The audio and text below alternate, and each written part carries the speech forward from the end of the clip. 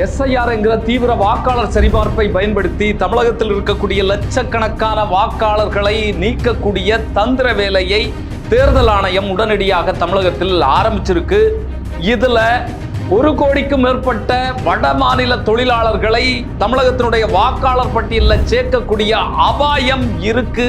அதற்கான திட்டங்களையும் பிஜேபி உட்பட அதனுடைய துணை அமைப்புகள் ஆரம்பிச்சிருக்கு. அப்படிங்கிறதுக்கான வெளிப்பாடுகள் எல்லாம் நடந்துட்டே இருக்கு. இதுல பிஜேபிக்கு அதிமுக உதவி செய்து வடமாநில தொழிலாளர்களை இங்க சேர்க்கக்கூடிய வேலையை அவங்க செய்ய போறாங்களா அப்படிங்கிற கேள்வி நமக்குள்ளால எழுந்திருக்கு. நிச்சயமாக பீகார் மாதிரி, மேற்கு வங்கம் மாதிரி தமிழகத்தினுடைய ஜனநாயக கட்டமைப்பை உடைக்கக்கூடிய, சிதைக்கக்கூடிய வேலையை இந்த தேர்தல் ஆணையமும் பாஜகவும் சேர்ந்து செய்தா அப்படிங்கிற கேள்வி நமக்குள்ளால எழும்பி இருக்கு.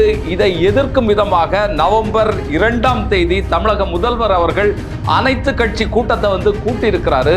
தமிழக எதிர்கட்சிகள் இதை எப்படி எதிர்கொள்ள போகிறது, தமிழக மக்கள் இதை எப்படி பார்க்கிறாங்க, இதை எப்படி எதிர்கொள்ள போகிறாங்க அப்படிங்கிறத தான் இந்த வீடியோல பார்க்க போறோம். SIR என்கிற தீவிர வாக்காளர் சரிபார்ப்பு ஆயுதத்தை பயன்படுத்தி இங்க மாநிலங்களில் இருக்கக்கூடிய எதிர்கட்சிகளை வீழ்த்தக்கூடிய வேலையை பிஜேபி மிக தந்திரமாக பண்ணிட்டு இருக்கு.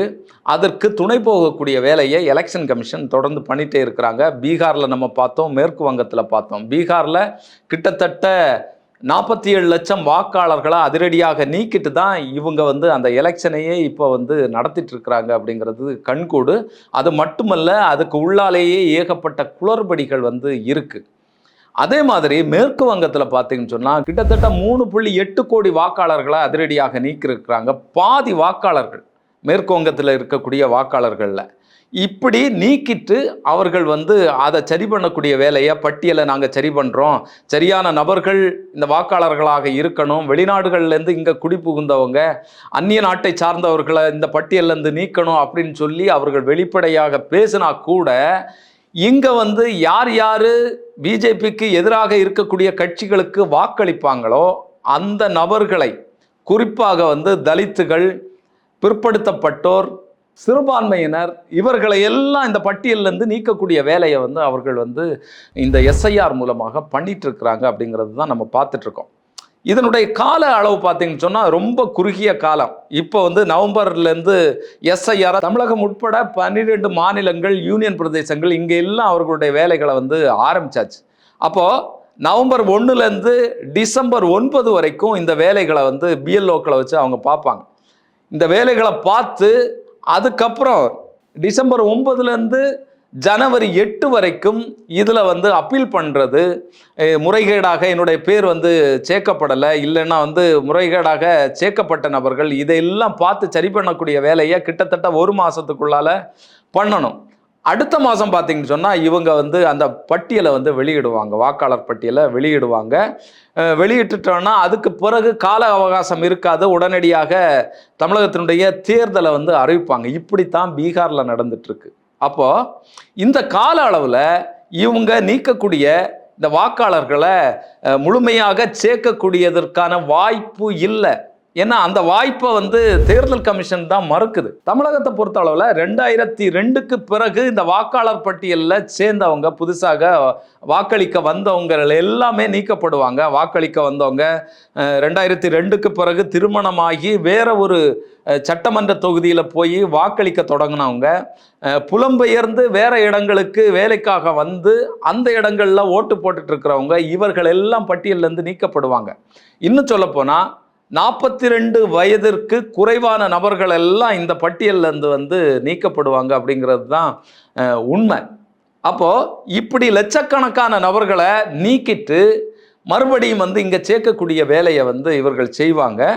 இந்த யாரை யாரை நாங்கள் நீக்கணும் அப்படிங்கிறதுக்கான பட்டியலை இவர்கள் வெளியிட மாட்டாங்க. ஏற்கனவே உச்சநீதிமன்றத்தில் இந்த பட்டியலை நீங்கள் வெளியிடணும் அப்படின்னு சொன்னாங்க. என்ன காரணத்தினால இந்த நபர்கள் நீக்கப்பட்டிருக்கிறாங்க, யார் யார் எந்த தொகுதியிலேருந்து நீக்கப்பட்டிருக்காங்க அப்படிங்கிறத தொகுதி வாரியாக நீங்கள் ஒட்டணும், அறிவிப்பாக நீங்கள் ஒட்டணும் அப்படின்னு சொன்னாங்க. அதை எதையுமே இவர்கள் கடைபிடிக்கலை. இன்னொரு விஷயம் பார்த்தீங்கன்னு சொன்னால் இந்த வாக்காளர் சரிபார்ப்பை பயன்படுத்தி இவங்க என்ன பண்ணுறாங்கன்னு சொன்னால் குடியுரிமையை பரிசோதிக்கக்கூடிய வேலையை எலெக்ஷன் கமிஷன் பண்ணுது.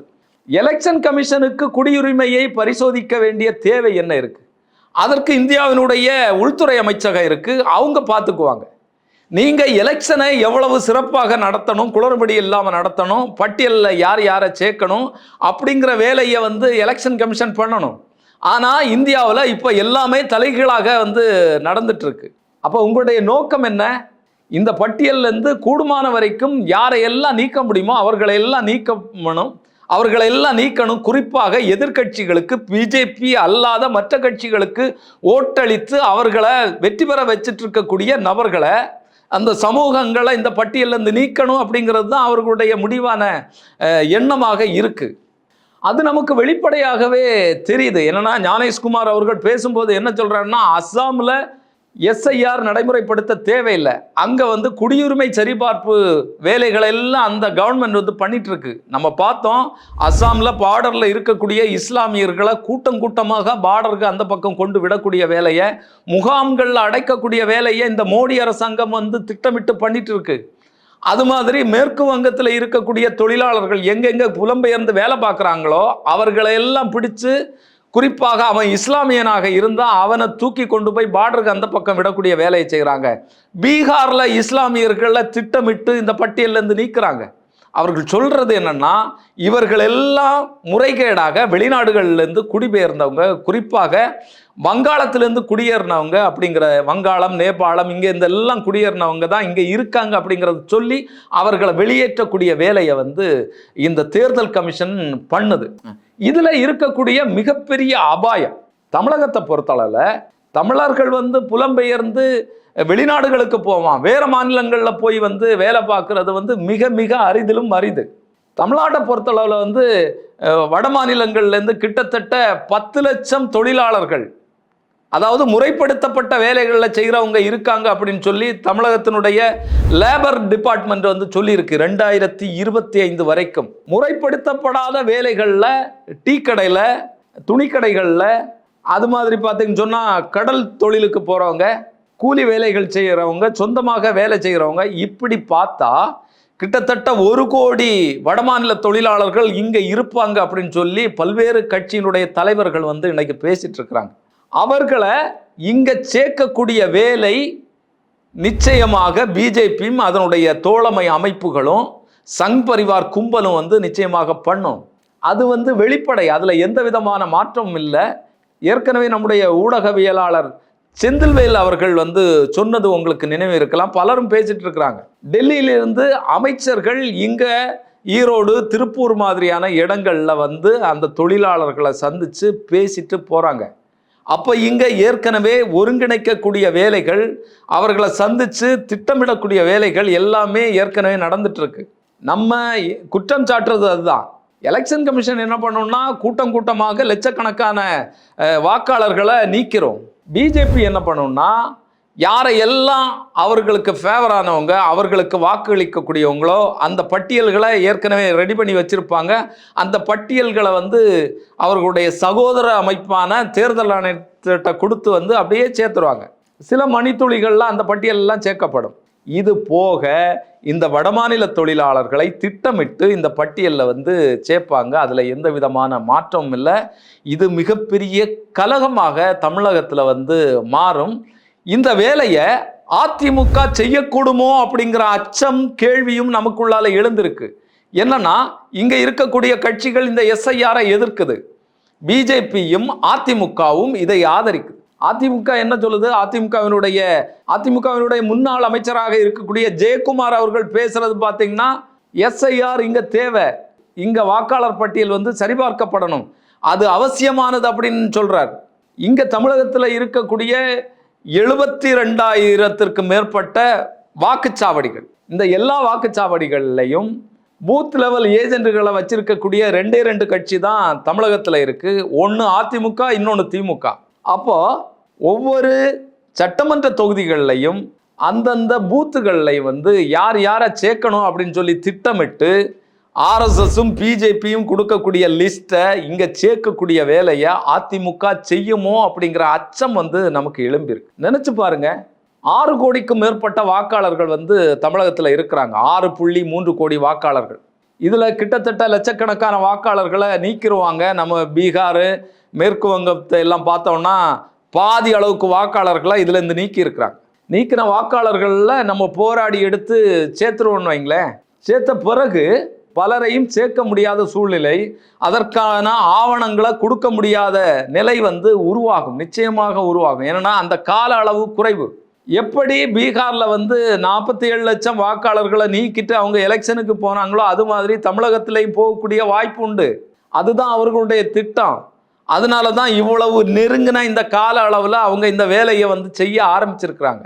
அப்போ இப்படி செய்யும் போது லட்சக்கணக்கான வாக்காளர்கள், தமிழக வாக்காளர்கள் நீக்கப்படுவாங்க. அதே நேரத்தில் கிட்டத்தட்ட 1 கோடி வாக்காளர்கள் வடமாநில தொழிலாளர்களாக இங்க சேர்க்கப்பட்டா இங்க இருக்கக்கூடிய எலெக்ஷனுடைய நிலை, தேர்தல் ரிசல்ட் எப்படி மாறும் அப்படிங்கிறத மட்டும் நம்ம நினைச்சு பார்ப்போம். ஒன்றும் வேண்டாங்க, கிட்டத்தட்ட 50 லட்சம் வாக்காளர்கள் அப்படின்னு ஒரு கணக்கு பண்ணுவோம். அப்படின்னு கணக்கு பண்ணா கூட 10% வாக்காளர்கள் வந்து வடமாநில தொழிலாளர்களாக இருப்பாங்க. அவங்க யாருக்கு ஓட்டு போடுவாங்க? அவர்கள் யார் மூலமாக இங்க ஒருங்கிணைக்கப்படுறாங்களோ அவங்களுக்கு தான் ஓட்டு போடுவாங்க. அவனுக்கு என்ன தெரியும்? 2 கட்சியினுடைய சின்னங்கள் மட்டும் தெரியும். ஒரு பக்கம் கை தெரியும், இன்னொரு பக்கம் வந்து தாமரை தெரியும். அவனை பொறுத்த அளவுல மோடி தான் கடவுள், மோடியினுடைய சின்னம் தான் தாமரை, அவ்வளவுதான். மோடி என்ன பண்ணாலும் மோடிக்கு தான் ஓட்டு போடுவேன் அப்படின்னு சொல்லி ஒரு பெருங்கூட்டம் இருக்கு. இன்னொன்னு பார்த்தீங்கன்னு சொன்னா அவன் இங்க மொழிவாரியாக அவன் வந்து ஹிந்தி பேசுறாங்கிறதனுடைய அடிப்படையில் அவன் வந்து ஒருங்கிணைக்கப்படுறான்.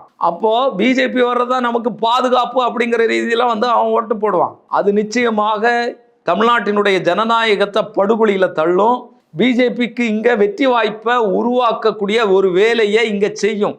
இன்னும் சொல்ல போனா இங்க இருக்கக்கூடிய பிஜேபி அதிமுக கூட்டணி கூட விஜய் அவர்கள் சேரக்கூடிய பட்சத்தில் அதனுடைய நிலை எப்படியாக மாறும் அப்படிங்கிறத மட்டும் பாரு.